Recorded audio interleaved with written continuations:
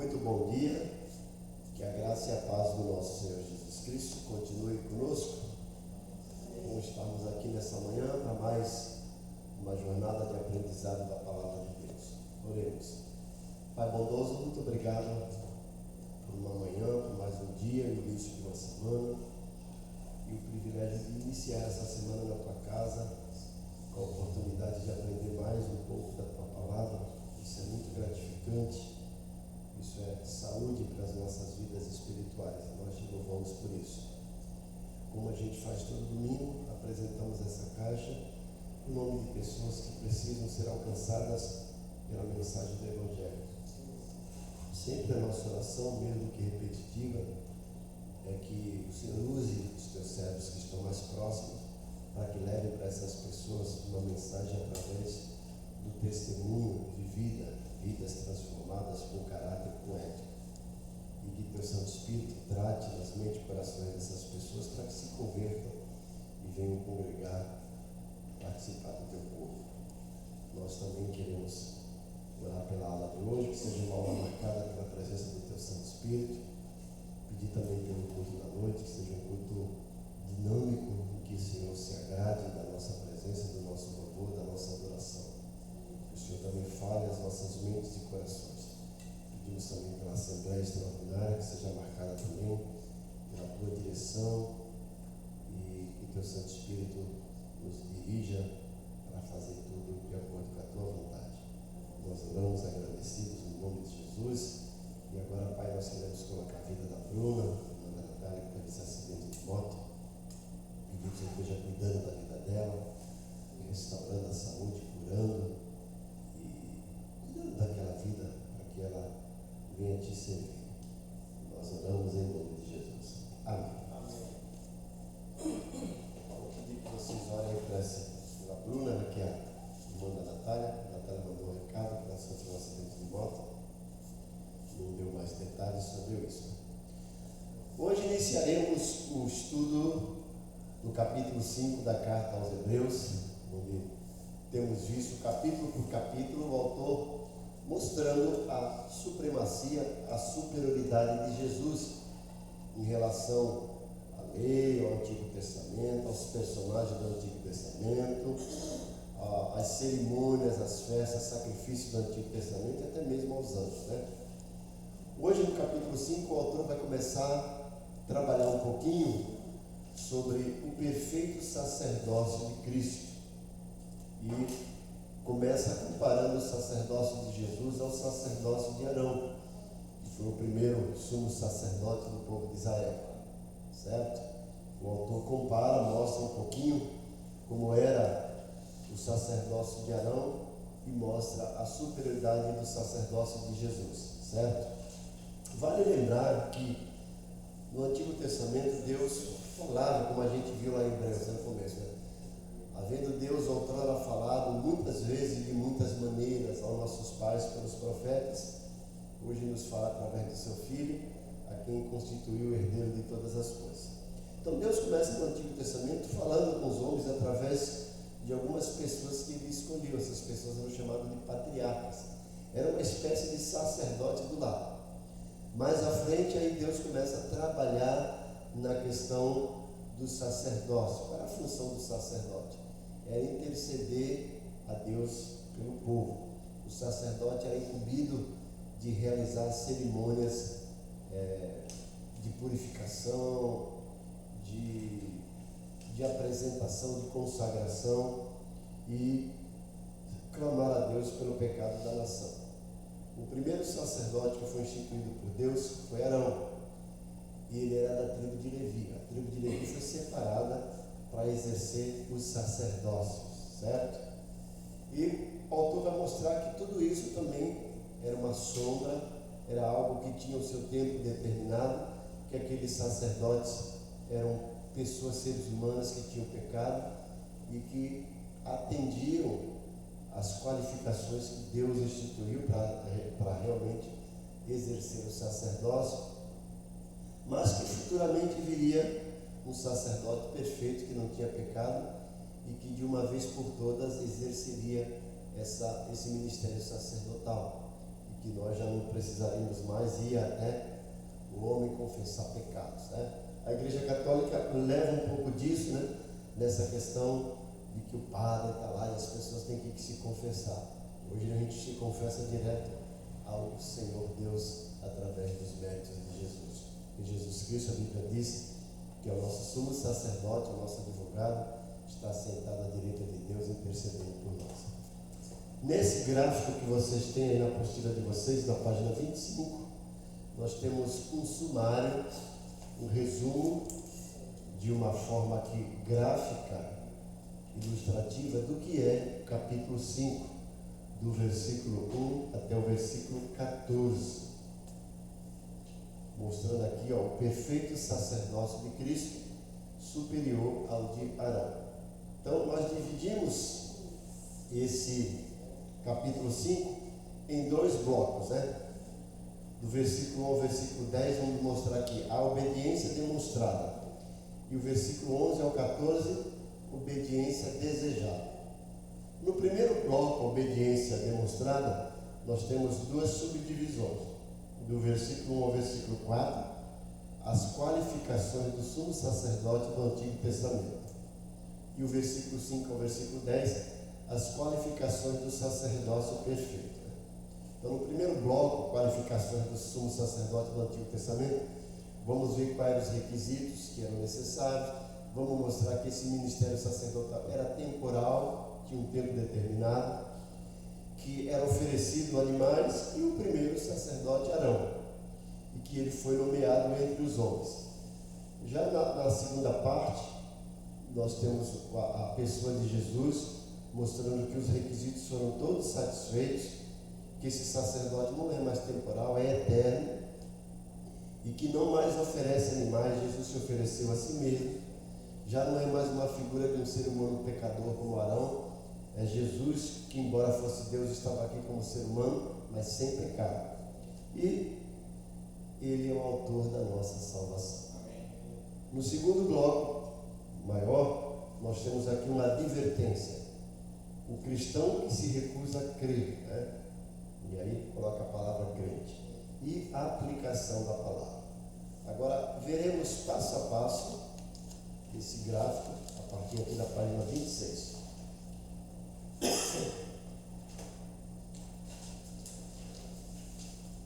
Página 26 da nossa apostila. O perfeito sacerdócio de Cristo. Hebreus capítulo 5, versículo 1 a 14. Então vamos lá. Frente a frente com a questão de como o povo de Deus entra no descanso divino, que nós vimos na semana passada, o escritor introduz a equação, o ministério sacerdotal de Cristo. Ele começou a nos chamar a atenção disso no capítulo 4, versículo 14. O restante da primeira parte dessa carta contém uma descrição vívida das exigências do trabalho do sumo sacerdote. E começa lá no versículo 14 do capítulo 4 e vai até o capítulo 10, versículo 18. Ou seja, a maior parte da carta aos Hebreus vai tratar sobre essa questão do ministério sacerdotal. Então vai mostrar suas qualificações como sumo sacerdote constituem o assunto desta sessão e podem dividir-se em 3 parágrafos, conforme indicamos naquele gráfico na figura anterior, né? Então, as qualificações do sumo sacerdote do Antigo Testamento, capítulo 5, versículo 1 a 4, qualificações do sacerdócio perfeito, no caso de Jesus, versículos 5 a 10 do capítulo 5, e do versículo 11 a 14 do capítulo 5, as qualificações para a maturidade. Nos 2 primeiros parágrafos, demonstra-se a obediência de Jesus ao Pai. O último parágrafo contém a terceira de 5 advertências da carta aos Hebreus. Nesta advertência, vemos que nossa obediência ao Pai é desejada. Então vamos lá para a primeira parte. Qualificações do sumo sacerdote do Antigo Testamento. Versículos 1 a 4. Coloca aqui no quadro B. Vamos ler primeiro esses versículos de 1 a 4 do capítulo 5, para a gente entender. Tá? Bia vai colocar aqui, nós todos vamos ler na mesma versão. para ficar mais fácil para acompanharmos. Hebreus 5, de 1 a 4. Olha lá. Porque todo sumo sacerdote, veja, ele está falando sumo sacerdote. Por quê? Porque tinha o sacerdote e tinha o sumo sacerdote. Qual era a diferença de um para o outro, né? O sumo sacerdote é como se fosse uma espécie de chefe dos outros sacerdotes. O sumo sacerdote era a única pessoa que podia realizar a cerimônia do Yom Kippur. O que era isso? O dia da expiação, ou o dia da purificação. Então, Israel tinha esse dia em que o sumo sacerdote oferecia a Deus sacrifício por toda a comunidade. Era uma espécie de purificação coletiva, anual, né? Ele entrava somente essa vez no Santo dos Santos. Ou seja, no Santo dos Santos só podia entrar o sumo sacerdote, e não era sempre, só no dia da expiação. Os outros sacerdotes só podiam entrar no lugar santo. Mais à frente nós vamos mostrar para vocês uma figura de como era o tabernáculo, para a gente entender essa questão de átrio, lugar santo e lugar santo do santo, né? Então, o autor agora começa a mostrar não apenas o sacerdote, mas o sumo sacerdote, certo? Então ele diz, ó, porque o sumo sacerdote, tomado dentre os homens, é constituído a favor dos homens nas coisas concernentes a Deus, para que ofereça dons e sacrifícios pelos pecados. Então veja bem, a função do sacerdote, oferecer sacrifício pelos pecados. De quem? Do homem. E ele era escolhido, ó, pelos homens, e ia ministrar a Deus a favor dos homens. Versículo 2. E possa compadecer-se ternamente dos ignorantes e errados, pois também ele mesmo está rodeado de fraqueza. E por esta causa deve ele, tanto pelo povo como também por si mesmo, fazer oferta pelos pecados. Veja como mostra a fragilidade desse sumo sacerdote. Ele precisava oferecer sacrifício pelo povo, mas também por ele mesmo, porque ele era ser humano e tinha pecado. 4. E ninguém toma para si essa honra, senão o que é chamado por Deus como Arão. Então vamos trabalhar um pouquinho sobre isso. Então o que nós vimos aí? Que Deus escolheu dentre os homens um pecador, igual aos outros pecadores. Uma pessoa que recebeu o ministério de sumo sacerdote. O que o sumo sacerdote fazia? Oferecia sacrifícios a Deus em favor dos pecadores que eram os homens. Mas ele mesmo precisava oferecer sacrifício por ele, porque ele era pecador. Agora, o autor fala assim, ó, ninguém chega e fala assim, coloca a mão na cabeça e eu sou o sumo sacerdote. Não. Ele era chamado, escolhido por Deus e precisava obedecer algumas qualificações. E mesmo com essas qualificações, e mesmo sendo chamado por Deus, era um ser humano falho, com pecados, com defeitos, né? E aí a gente volta para aquela premissa que as pessoas hoje estão saindo da igreja, mas a igreja está cheia de pecador. Olha aí, gente, a Bíblia mostra, a Bíblia fala que não existe um justo sequer, ninguém. A única pessoa que não pecou foi Jesus, certo? Se você quer ficar numa igreja que não tem nenhum erro, então fique do lado de Jesus. E onde que ele está agora? No céu. Você quer ir para o céu? Todo mundo quer ir para o céu, mas ninguém quer morrer agora, né? Então, enquanto você está aqui, você vai conviver com pessoas pecadoras, né? Que estão em processo de purificação, processo de crescimento, né? E isso também diz respeito a nós, porque nós também somos pecadores, certo? Então, vamos lá aqui na apostila. Qualificações do sumo sacerdote do Antigo Testamento. A posição do sumo sacerdote era um ofício sagrado na fé hebraica, como o é em qualquer sistema de culto. Ninguém podia chegar a esse ofício por mero capricho, pois as Escrituras haviam estabelecido com clareza certas qualificações para o sumo sacerdote. Página 26, irmãos. De igual maneira, era importante ministério de Jesus que ele satisfizesse a todas as exigências da lei.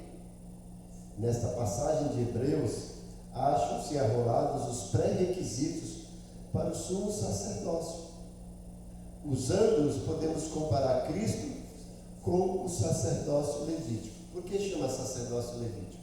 Porque vem da tribo de Levi, né?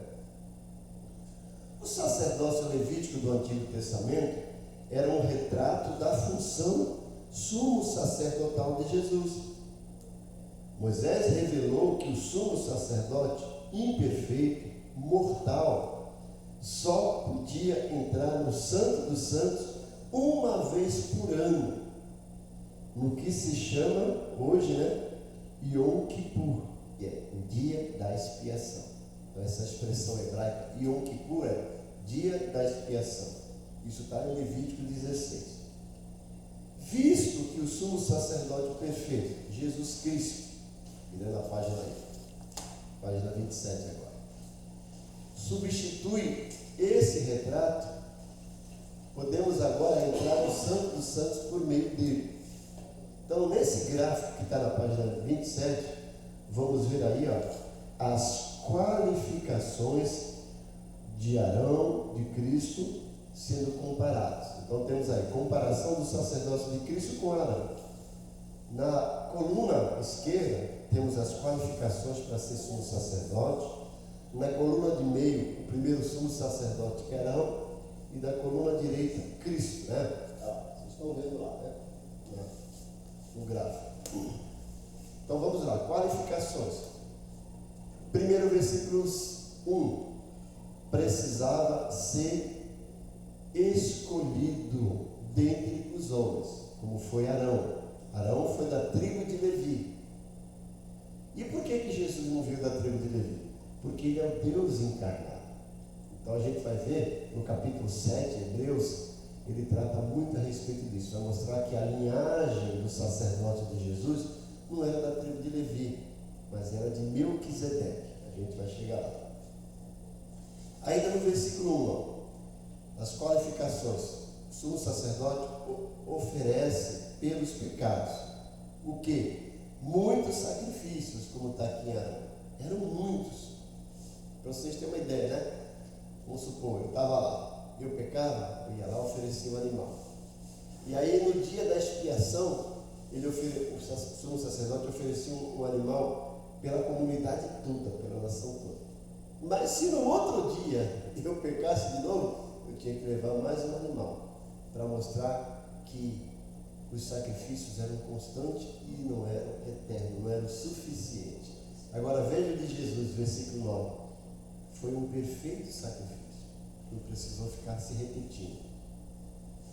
Qualificações aqui, o sacerdote condói-se dos pecadores. Agora mostra Arão. Arão era um pecador, versículo 3. Agora Jesus, no versículo 9, ele é capaz de salvar. Ele não tem nenhum pecado. O sacerdócio precisava ser chamado por Deus. Versículo, aqui está 24, mas é versículo 4, Arão veio de uma linhagem, o sacerdote precisava vir da linhagem de Arão. Agora Jesus, no versículo 10, vai mostrar que ele veio segundo a ordem de Melquisedeque, que a gente vai tratar mais detalhadamente no capítulo 7. Então vamos lá, número 1. Cada sumo sacerdote tem de ser escolhido dentre os homens. O homem pecou e tinha que pagar a pena do pecado. Cada homem pode pagar a pena por seu próprio pecado, mas o preço é passar a eternidade separado de Deus. Por isso, o sumo sacerdote, segundo a ordem de Arão, da tribo de Levi, era ineficaz, visto que ele também era pecador e não podia nem mesmo fazer expiação por seu próprio pecado. Isto em si mesmo mostra a necessidade de Cristo, de sua encarnação e de seu ministério propiciatório. Não sei se já passou pela cabeça de vocês algumas questões, algumas perguntas, Por que quando a pessoa pecava, ele tinha que pegar um animal e lá oferecer para esse animal ser morto, para ele ser absolvido da culpa? Já se perguntaram? E já tiveram resposta? Não. Pensa um pouquinho. Deus disse lá para Adão, olha, está aqui a árvore e tal, né? Você pode comer de tudo, menos isso aqui. Porque no dia que pecar, você vai morrer. Certo? E o que é que aconteceu? Adão, lá, deu ouvidos para Eva, pecou. Ele teria que morrer, né? Ele morreu? Não. Mas depois morreu mais à frente, né? Porque ele foi criado para ter vida eterna. Agora ele tinha já a possibilidade de morrer. O que Deus fez logo que Adão pecou? Quem lembra? Matou um animal para vestir? Isso, eles estavam nu, matou o animal e aquela pele de animal foi roupa para vestir. E ali já é um símbolo de que toda vez que o homem pecasse, por quê? O homem pecou, ele tinha que morrer. E aqui que Deus instituiu essa questão do sacrifício, do sacerdócio. Quando o homem pegava um animal, o homem pecava e pegava um animal para levar para o sumo sacerdote, aquilo era algo simbólico. O homem pegava aquele animal e ia levando, e aquilo ficava na mente dele, olha, eu teria que morrer, mas Deus é tão bom que está me dando a oportunidade de eu não morrer, mas eu preciso pagar alguma coisa. O que eu vou fazer? Eu vou levar um animal. Quando ele olhava para aquele animal, ele pensava assim, olha, esse animal simboliza a minha vida. É como se eu estivesse morrendo porque eu pequei. Era assim, né? Para o homem entender que desobedecer a Deus tem preço. Agora Deus é tão amoroso, tão maravilhoso, que nos dá novas oportunidades da gente ter vida. Só que a gente tem que fazer alguma coisa. Não vai ficar parado, né? Senão o ser humano perde o senso de obediência. Então sempre era feito isso. Aí Deus providenciou algo para que aquilo não se repetisse todas as vezes, né? Mandou o Cordeiro dele, Jesus Cristo. Por isso que João Batista, lá no Evangelho de João capítulo 1, 29, ele estende a mão apontando para os seus discípulos e apontando para Jesus, ele fala assim, eis o Cordeiro de Deus que tira o pecado do mundo. Por quê? Porque o sacerdote não tirava o pecado. Ele oferecia um sacrifício, aquele sacrifício falava que ele expiava, ou seja, cobria o pecado. Agora Jesus não cobre, ele tira de uma vez por todas. Por quê? Porque ele é o Filho de Deus encarnado e não tem pecado. Ele deu a sua vida para que hoje a gente não precise mais levar animal. Então o homem, lembra? Olhava para o animal e lembrava, esse animal está morrendo no meu lugar. É eu que deveria morrer. E isso é uma dádiva de Deus. Ele está me dando a oportunidade de eu viver. Simplesmente oferecer o animal. Hoje a gente olha para cima e fala, Jesus morreu no meu lugar, para que eu tivesse liberdade diante de Deus. E eu já não preciso mais nem oferecer animal, porque Ele se ofereceu no meu lugar. Eu só preciso ser fiel a Ele para ter a minha vida eterna. Coisa bonita, né, gente? Continuando na apostila, número 2. A função do sumo sacerdote era oferecer sacrifícios a Deus pelos pecados. Neste sentido, o sacerdócio levítico era ineficaz, porque só podia oferecer animais como sacrifícios simbólicos. O resultado disso era que ofereciam sacrifícios dia após dia, sem nenhuma esperança de que seus esforços obtivessem o perdão que se buscava. Jesus, porém, não só é o nosso sumo sacerdote, mas também nosso sacrifício perfeito. Ele pôde oferecer um único sacrifício pelos pecados. Está lá em Hebreus 10, 12. Número 3. Tanto Arão como Cristo preenchiam as qualificações de condoer-se dos ignorantes, dos pecadores. A dificuldade com o sacerdote de Arão estava no fato de que ele era parte do problema, em vez de ser a solução. Ele podia condoer-se dos pecadores, mas também necessitava de quem se condoesse com ele. Então, para mostrar que o sacerdócio levítico, lá no Antigo Testamento, que começou com Arão, era ineficaz, era imperfeito e ao mesmo tempo temporário. Mudando aí para a página 28, número 4. Homem algum possuía a honra de servir como sumo sacerdote. Deus chamava seu próprio sumo sacerdote. Assim como ele escolheu Arão da tribo de Levi, assim escolheu a Cristo. Ao escolhê-lo, porém, Deus não o fez dentro de uma tribo humana, com todas as suas limitações. Pelo contrário, Jesus era a segunda ordem de Melquisedeque, tinha uma linhagem sumo sacerdotal perfeita. Resumindo, embora Arão e Jesus preenchesse as qualificações para o ofício de sumo sacerdote, ambos diferiam na forma como podiam funcionar. Cristo era um sumo sacerdote perfeito, porque podia oferecer um sacrifício perfeito. Arão era limitado, pois seu sacrifício nunca podia resolver o problema do pecado do homem. Esta diferença no tipo de sacrifício que Jesus podia oferecer é o assunto do próximo parágrafo que vamos mostrar. Então lembra, gente, olha, no dia do Yom Kippur, dia da expiação, o que acontecia? O sumo sacerdote pegava 2 animais. Um era chamado bode expiatório. Ele colocava a mão, ungia, né?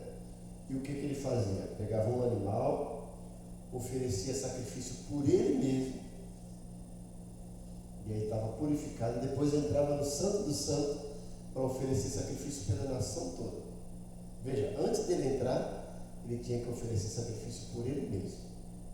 O outro, que é chamado bode expiatório, era solto no deserto, simbolizando o quê? Que Deus lançou fora os nossos pecados. Mas pensando aqui na figura do sumo sacerdote do animal, o que ele oferecia? Um animal. O que tem mais valor para Deus? Um homem ou um animal? Um homem, certo? O sumo sacerdote também era homem e tinha que oferecer sacrifício por ele. Por quê? Porque ele tinha pecado. Segundo alguns estudiosos, ele tinha aquela estola sacerdotal, aquela roupa, aquele vestidão, e na orla dos vestidos tinha uma espécie de chocalho e uma romã, né? Enquanto ele estava lá, ele ficava com a espivitadeira que tinha incenso, fazendo assim, oferecendo sacrifício, né? E aqueles chocalhos iam fazendo barulho. E o povo sabia, ele está lá. Porque o que acontecia, gente? Se ficasse muito tempo sem fazer barulho, significava que o sacerdote tinha morrido. Por quê? Entrou lá em pecado. Dizem que ele entrava, amarrava uma corda, né? E a corda ficava lá fora, e se muito tempo ficasse sem barulho, o povo podia puxar a corda porque ele tinha morrido, porque entrou sem pecado. Então veja, o que está mostrando isso? O sacrifício era inferior, era um animal. O ministro do sacrifício, que era o sumo sacerdote, também era inferior porque tinha pecado. Agora, veja Jesus ofereceu ele mesmo, não foi um animal, um sacrifício perfeito. E ele ao mesmo tempo foi um sacrifício como o sumo sacerdote. Ele como sumo sacerdote não tinha pecado, não precisava oferecer sacrifício por ele mesmo, diferente de Arão. Então o sacrifício de Jesus era superior porque não era animal, era dele próprio, sangue do próprio homem. O ministrante, o sumo sacerdote como Jesus, era superior porque não tinha pecado. Capítulo 10 vai mostrar isso, né? Veja que coisa linda Deus fez por nós, né? Continuando, agora vocês vão ver o segundo bloco com a boca adoçada. Hoje tem dose dupla, né? 4 para cada. Márcia leva do Bonifácio. Só que só leva 2, né? Porque não veio hoje, né? Leva da semana passada, né? E vocês que estão distribuindo ganham o dobro aí, né?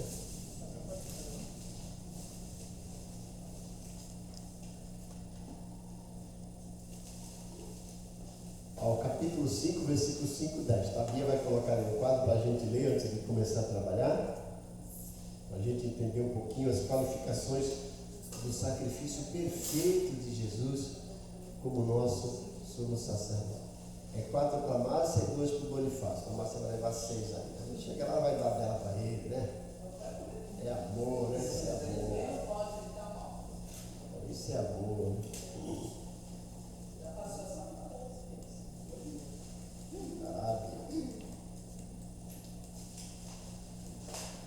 A Deus Fabiana também pega o dobro, né? A gente pega 4 hoje, eu vou pegar 8 cada um, né? Vou pegar um pacote inteiro. Só 2 pessoas? É 4? É 4. Quem está pagando da semana passada, Fabiana? João Marlene aí também. A Maria José é esperta, né? A semana passada eu esqueci o pacote lá, né? E não trouxe, né? Então a gente está aqui ressarcindo. Vamos lá, gente, olha lá. Vamos ler os versículos?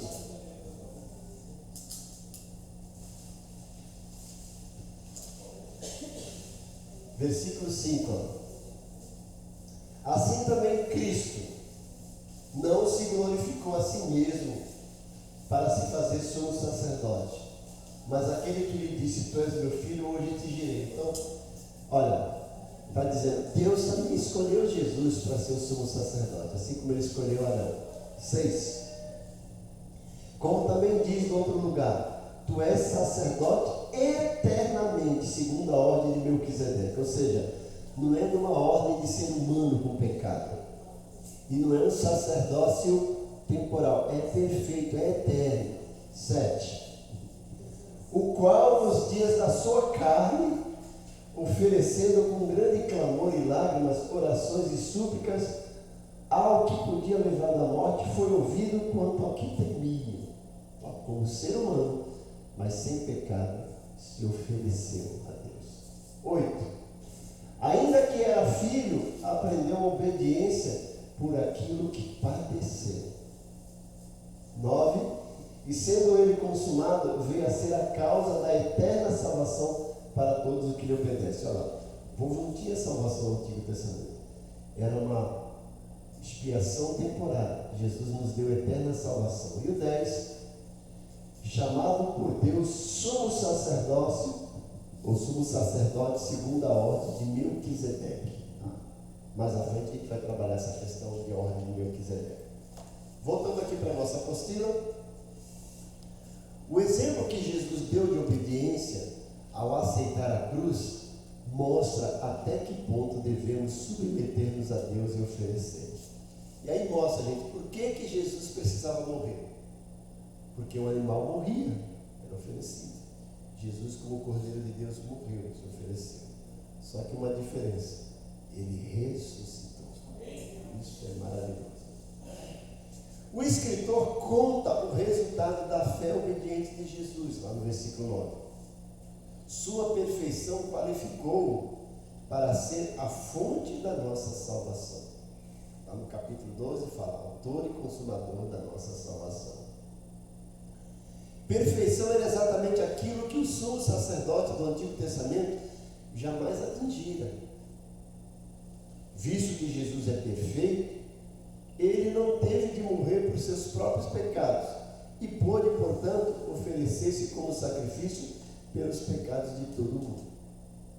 Então ele não precisou lá oferecer sacrifício por ele.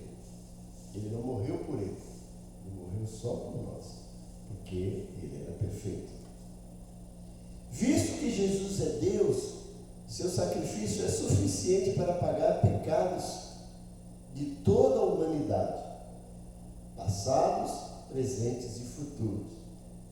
O sumo sacerdote perfeito ofereceu o sacrifício perfeito e, assim fazendo, tornou-se a fonte da nossa salvação.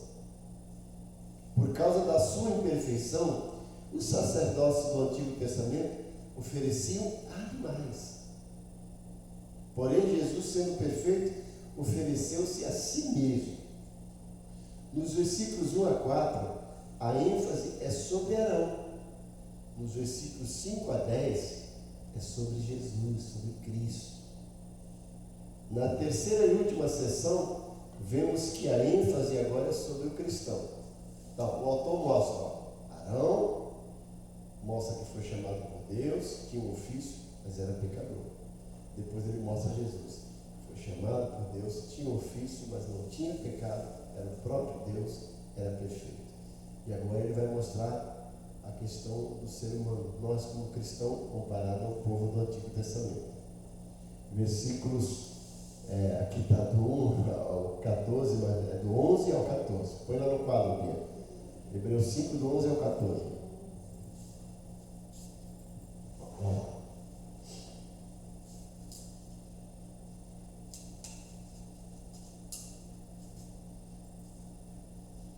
Do 11 ao 14.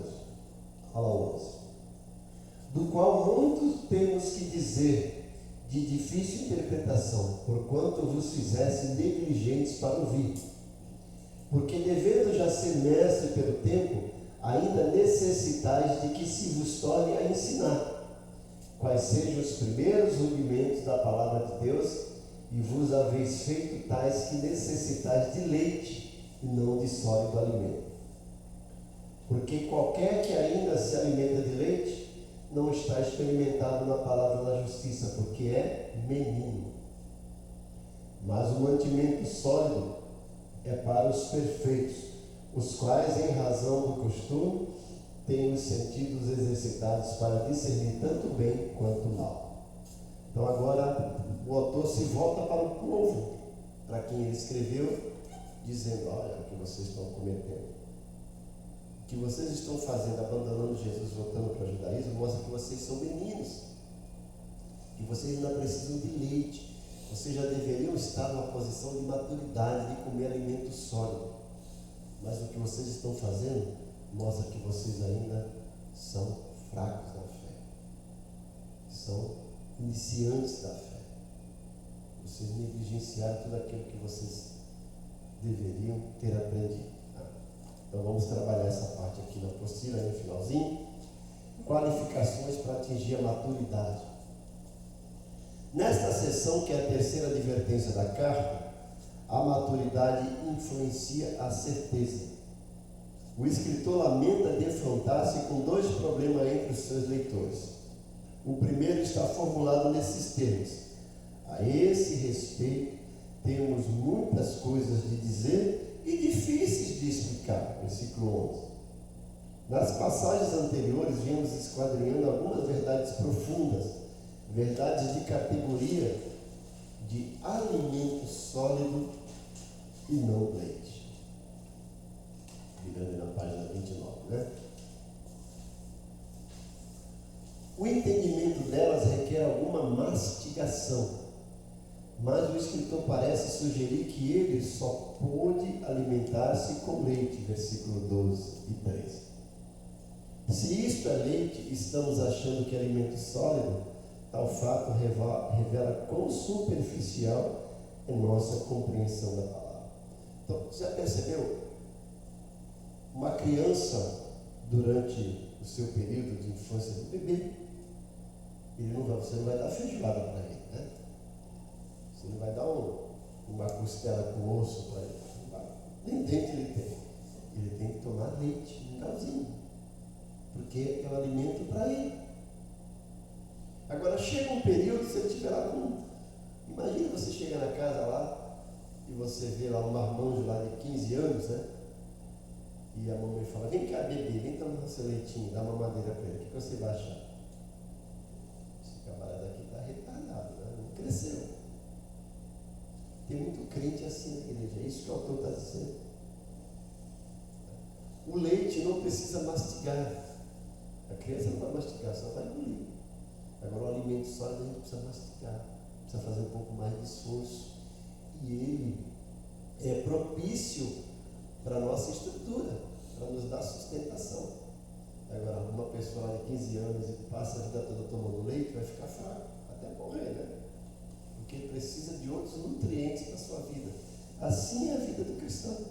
Porque tem muito crente que está na igreja ainda tomando leitinho, tomando leitinho, tomando leitinho. Não cresceu, não exercitou ainda as suas funções intelectuais. E aí tudo se magoa, tudo se machuca. É sinal que não cresceu espiritualmente. Está tomando apenas leite e já deveria estar comendo um alimento mais sólido. É isso que o escritor está dizendo, mostrando a vocês que abandonaram o cristianismo, estão mostrando que não tem maturidade nenhuma, que são bebês na fé. Continuando, o segundo problema é: portanto, vos tendes tornados tardios em ouvir. Prestar atenção e obedecer. A estupidez é o resultado da indolência.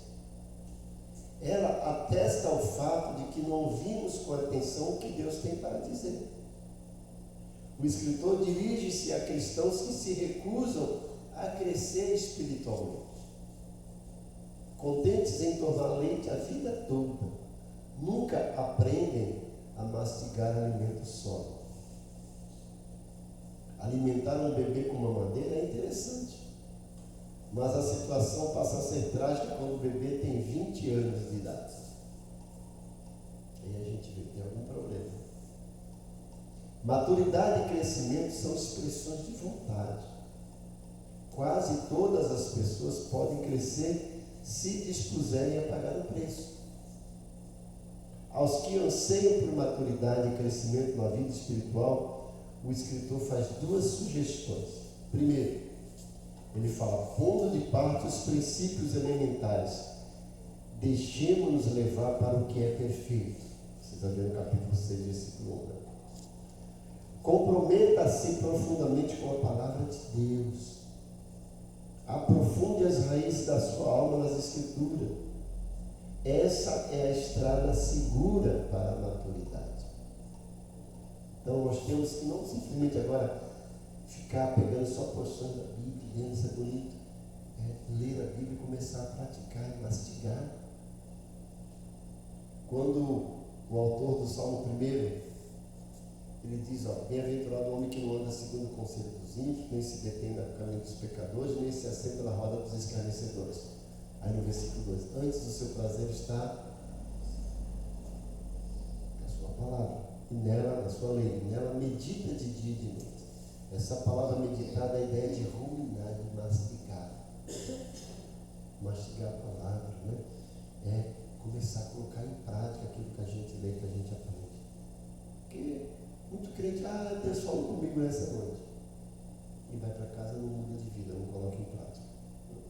Está sendo bebê espiritualmente, vivendo só de emoção, daquelas coisas. Tem que exercitar, tem que crescer na vida cristã. Por isso que Deus colocou uma igreja para a gente, né?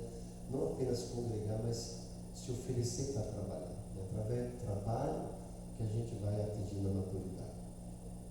Número 2, a segunda sugestão: aqueles que pela prática, olha lá, versículo 14, ou seja, aplique o que aprendeu. Assim como uma moeda tem cara e coroa, assim também a moeda da maturidade. Um lado é a profundeza da palavra, o outro é aplicar o que a palavra ensina. A capacidade para discernir não somente o bem, mas também o mal, é concedida à pessoa que estudou os problemas e desenvolveu o hábito de fazer o que é certo, não importa qual preço a pagar. Então, olha que coisa interessante. Maturidade faz com que a pessoa tenha discernimento espiritual para distinguir o que é bom e o que é mal. Principalmente para não nos iludirmos com os falsos mestres, com as falsas doutrinas. Porque o crente que não cresce espiritualmente chega ao testemunho de Jeová: você sabia que Jesus não é Deus? É mesmo? Chega um morto lá, chega um picareta da vida cristã, que se diz, né? Cristão, ilude, engana. O crente que não tem maturidade, tudo ele se magoa, né? Sai da igreja, se afasta, porque não tem maturidade, não cresceu, não tem capacidade suficiente, como diz aqui, para discernir o que é bom e o que é mal. Então ele pega tudo que falam para ele, não tem discernimento. Então o autor está fazendo aqui essa advertência. Olhe para o Antigo Testamento, olhe como era o sumo sacerdote, olhe o que precisava fazer para perdoar os pecados, olhe o que Jesus fez por nós. E se você está abandonando o cristianismo, é sinal que você é bebê na fé, você ainda não é maduro, você ainda precisa tomar leite e não está capaz de comer o alimento sólido. A idade da fé de vocês já era para que vocês tivessem maturidade para discernir o que é bom e o que é mal. Tá certo? A semana que vem, se Deus quiser, continuaremos nesse estudo, né? Vamos entrar no capítulo 6, que tem uma parte lá que parece complicada quando a gente lê. Vamos tentar descomplicar isso que parece complicado, tá certo? E que a gente, então, leia em casa o capítulo 6, dê uma olhada nesse gráfico da página 30, para a semana que vem trabalharmos isso, tá bom? Deus abençoe. Não esqueça, hoje às 18 horas nós temos nosso culto. Venha, logo depois do culto vamos enxugar o culto. Temos a assembleia para eleger a nossa nova diretoria. Conto com a presença de vocês. Não esqueça também que dia 17, no próximo domingo, temos o nosso culto de Natal. Traga alguma coisa para a gente fazer uma confraternização. Traga uma caneca para a gente sortear o amigo secreto e oferecer uma grande festa para o menino Jesus que nasceu e que precisa nascer todos os dias nos nossos corações. Pai bondoso, obrigado por esse período de aprendizado aqui na tua igreja. Obrigado pelo crescimento que estamos tendo no estudo da tua palavra. Obrigado por esse povo que tem vindo todos os domingos para aprender a tua palavra. Nos abençoa grandemente. Leva-nos agora para os nossos lares, nos traz a noite para o culto, para que possamos te oferecer o melhor. Nós oramos agradecidos em nome de Jesus. Amém. Que a graça do Senhor Jesus, o amor de Deus Pai, e a comunhão do Espírito Santo seja com todos. Ebenezer.